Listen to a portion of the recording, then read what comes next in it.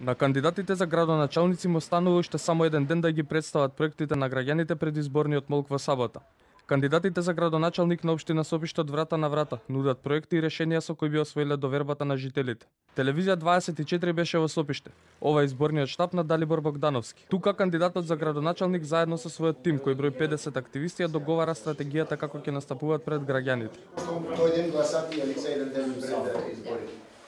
Богдановски на жителите на Сопиште им вети нова детска градинка, нови услуги во здравствениот дом и реконструкција на амбулантата во Јаболци. Клучните проекти кои ги нудиме пред граѓаните на општина Сопиште се целосна изградба на систем за водоснабдување во должина од 21 км од Патишка река, изградба на фекална канализација и изградба на градинка. Носителот на кандидатската листа за советници од СДСМ, Сашо Становски, вели дека првото нешто што тие ќе го направат доколку е освојат довербата од граѓаните од блокирање на сметката на општината.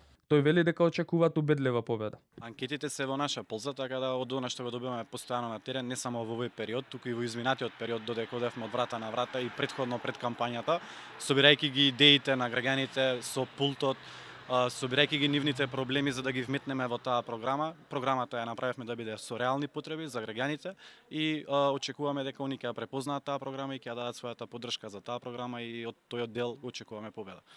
Актуелниот градоначалник и кандидат за нов мандат Стефче Трпковски на жителите им ветува инсталирање на централно грејење во училиштата, санација на спортското игралиште во Долно Соње, фекална канализација во Ракотинци во Долно Соње, туристички центар во село Говрлево и проширување на мостот во Добридол. Тој не ја прифати поканата да зборува пред камерата на телевизија 24, па затоа искористивме снимки од негови пресконференции. Ја имате можноста за избор, да ги поддржите напредокот и развојот, директно да донесете одлука за тоа во какво место сакате да живеете. Во мојата програма ќе ги видите проектите од секоја сфера на општественото живење. Носителот на кандидатската листа за советници од ВМРО ДПМН, Јане Мицевски, на панел дискусија организиран од партијата рече дека се реализираат сите проекти кои ВМРО ДПМН ги има ветено во Сопиште. Досега инвестиравме во сериозните проблеми во инфраструктурата, како многобројните локални патишта кои беа основно значење за граѓаните. Тука спаѓаат и клучниот пат кој се реализира, односно 2/3 веќе е готов. Тоа е регионалниот пат кој ја спојува општина Сопиште со Киселавода во должина од 12 километри.